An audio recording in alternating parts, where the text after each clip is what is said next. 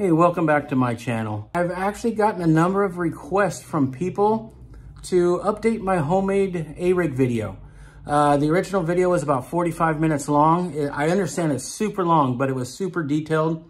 Didn't have the greatest angles. Hopefully I can do a better job of that today, get some better angles, some better lighting. I don't know. I've been doing videos for about a year.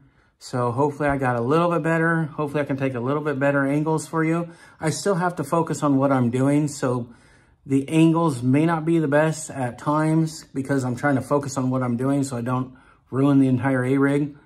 That's extremely annoying when that happens. And it happens a lot with me. So let's get to it.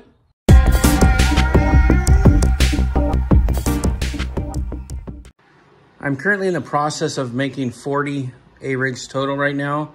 20 with the P-line crosslock swivels and 20 with the owner hyperwire, which is what we're going to be using today, the parts. Those are barrel swivels for the baits and the split rings are for the baits. This bigger guy over here, that is for the head of the A-rig as well.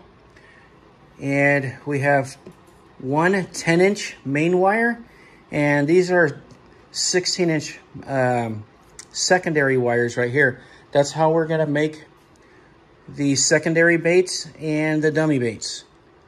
This is the wire former that I use right here. It's made by Boggs. I'm not promoting them or anything, but this is the cheapest wire former that I found online. And I don't know, I've probably made close to 2,000 now, 1,500 to 2,000. And it's holding up, so it's doing all right for me. It's about 80 bucks. We're going to start off with the main line wire, the 10-inch wire.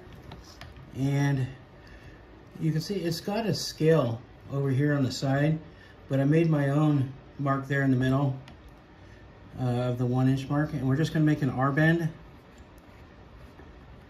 And on the other side, we want to bend that a little bit too. So it has that nice shape to it there. And we're going to start with the other side. And you just need the wire to go in between the two posts right here. Up to my mark. Bend it. And this is called an R-bend. And you could do this with a pair of wire looping tools as well. And I'll show you that tool in a little bit. So you've got the main wire formed, and you're going to want to put the first bait swivel. So the smaller swivel on right now.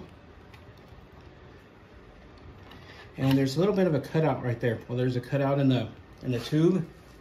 And so that's where that little tab on the back goes. You slide that in there and you just turn it. And that creates that loop.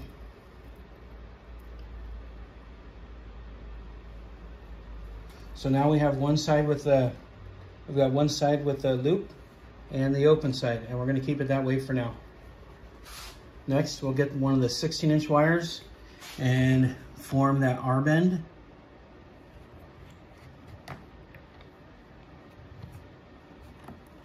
And we are going to put one of the smaller bait swivels. If I can get it on there.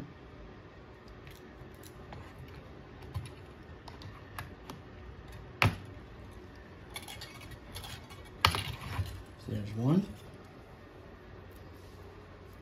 And we're going to take the second wire, or the second 16-inch wire, make that R-bend. So it looks nice like that. Put it in the tube and get that last bait swivel on there. Put it on the post. Slide it in the groove, slide the little tab in the groove, and spin that sucker around. A lot easier than trying to do it with a pair of wire looping pliers, but it can be done with those pliers. Our next step is to get these secondary arms to the length we need. This is an 8-inch main line or main wire, and the secondary bait arm, I want it to be 7 inches, and the dummy bait, I want it to be 5 inches. So that's 12.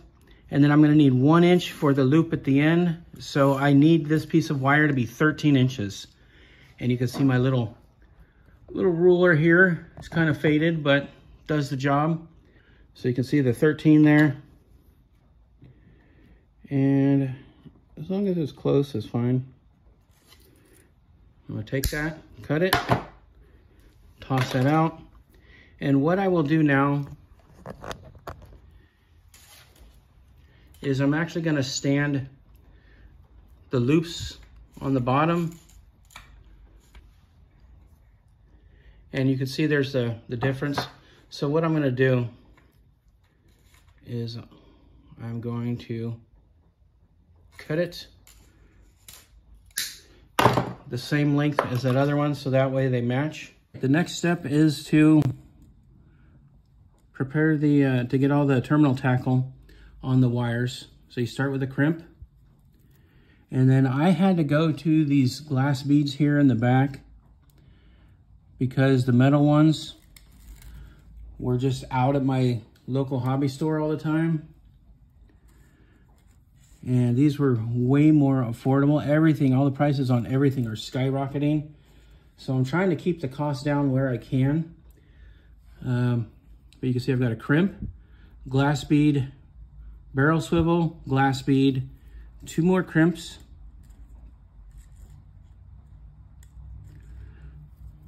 another glass bead. And I try to match up the glass beads as closely as I can, but I'm really far away because of all the equipment right now. But glass bead, barrel swivel for the blade, and then we'll get 1 more bead, and then another crimp. So there you go, that's what you should have. You should have a crimp, bead, swivel, bead, crimp, crimp, bead, swivel, bead, crimp. Okay, I'm gonna do the second one real quick.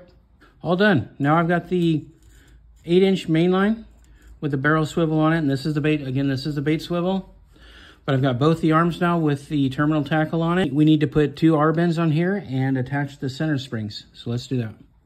We're gonna make the R form, get it up to that mark. And just a little bend is fine. Get the second one, make the R bend,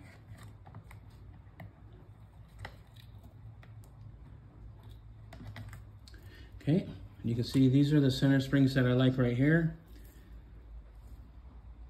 Get whatever center springs you like, put it on the little R loopy form, make sure it's in the slot. The little tab in the back goes in the back of the wire tube or the metal tube. And just spin that sucker. Let's get the second one done.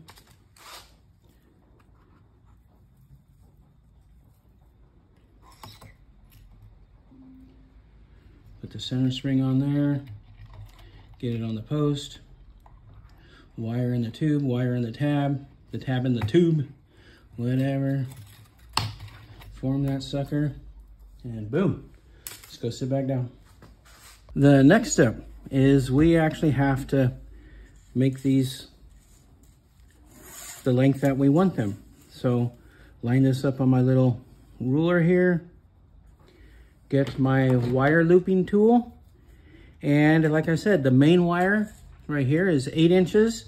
So I want the secondary baits to be 7 inches. So I'm gonna line this up just a little bit better.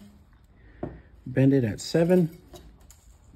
Make sure your terminal gear is on this side before you bend it. Otherwise you just ruined an arm. Let's do the second arm. Slide that terminal gear over. Bend that sucker, and then take your wire looping tool, bend it, and you are now forming the arms. So there you go. There's 1, now there's 2. So you take your main wire, and that's when you take each individual arm, excuse me, That's when you take each individual arm and hang them on there. And make sure when you're putting them on that you're putting it on so both the short arms are on one side and the longer arms are on the other side. Okay, so now let's go over to the wire former. And we're gonna put, this is the head swivel. I'm gonna put the head swivel on. And we're gonna make a loop there and get all this together. So now what we're gonna do is, you can see we've got the main head swivel and the arms in the R-bend right now. So we'll stick that in the tube.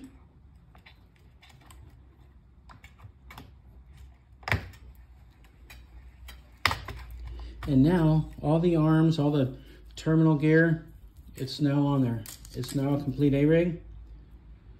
We just need to solder it, and then we'll put fix all our terminal gear there and finish this bad boy up. Our next step is to solder all this together. You definitely need to use some sort of flux for stainless steel. While we're waiting for the soldering iron to heat up, what I like to do is I like to put the keeper on right now. Slide it down onto the arms, and it kind of keeps it in place while I'm trying to solder this. Soldering iron is warmed up enough, so I'm going to put just a little dab of the flux on there. Make sure you get it on both sides. And the soldering iron is not ready. Go. All right.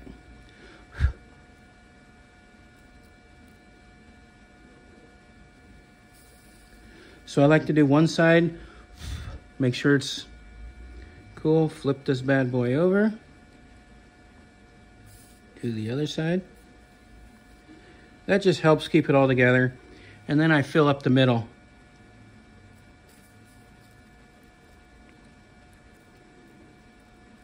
Everything looks good. It's a nice solid solder there. Solder is completely encompassing the wires. And this sucker is made to withstand 35,000 PSI. The next step is to get your terminal tackle right here, your terminal gear, in the spot that you want it. I just kind of eyeball it. I do it about halfway, and that looks good. Like I said, you just eyeball it, crimp that bad boy down, and when you're making these crimps, you can see I kind of, just to get everything together, I put it on there, slide it up, and then I slide it maybe a couple of millimeters, a millimeter down, so that swivel can spin freely, because you want it to move. You want that swivel to move around with the blade on there.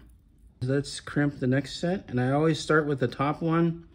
And what I'm looking for here is I'm looking for these swivels to be side by side. I don't care where the crimps are or the beads are, but I want the swivel to line up. You can see they're a little off now. So what we'll do is we'll slide it down, and right about there looks good to me. So we'll crimp that, and then scoot all that up, pull it down a little bit, about a millimeter or two, recrimp it, and you can see that top crimp is a little bit above that one, but it don't matter. You need those swivels, which are completely side by side. That's what you care about, not the crimps. Do the same thing for your lower arms. I move them up to about just underneath. I move the top crimp just to where it's about underneath that bottom crimp. Go ahead and, maybe it's 3/4 of an inch down. Just scoot it all up to get it nice and tight. Go down about a millimeter or two to give it some room to spin. Again, I'm looking at the barrel swivels. I want those edges to line up, or the sides of them to line up. So right about there is good. What we have left to do is we have to put our split rings on the back for the baits. We've got to put our blades on, and we have to put some shrink tubing there at the top. Here are my Owner Hyperwire split rings. So let's go ahead and get those on. And this is these are tiny little guys, This is Texas Tackle. I got it off a Tackle Warehouse. Boy, these things are probably about 20 bucks now. They're tiny, but these are by far the best split ring pliers that I have used ever. So I highly recommend, if you're going to be doing anything with split rings, get these guys. These things are well worth it. And the last one. So now we've got all our split rings on, barrel swivels on. Let's get the blades on. This is my Boggs blades. I've got a ton more, but I put all the ones that I've put split rings on already to save some time. Want to do some white blades? Nah, we'll just do some chrome ones. Those sell the most, so let's get 4 of the chrome ones. Sorry about that angle.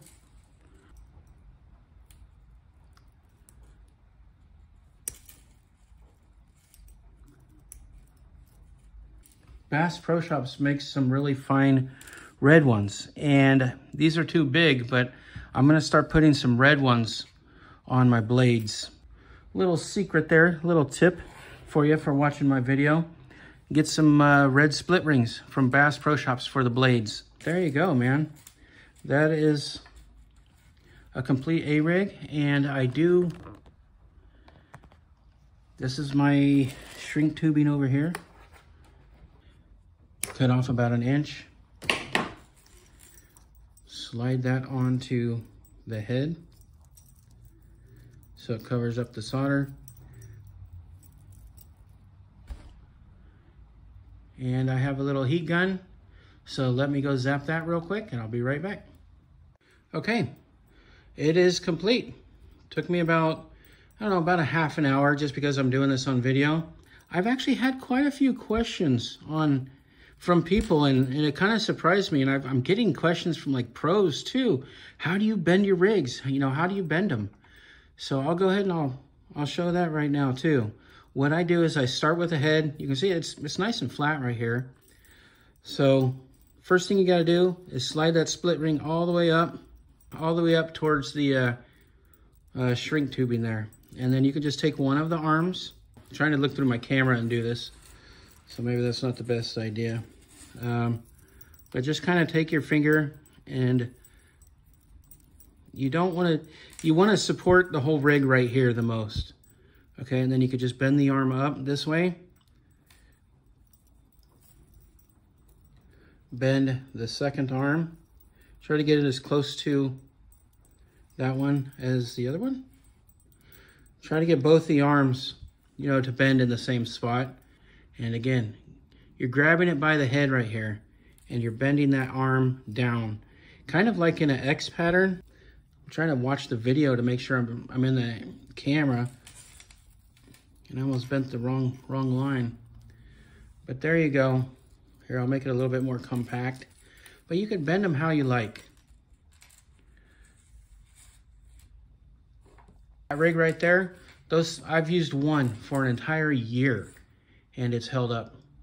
There you go. Thank you for watching, and I'll see you on the next thing I make.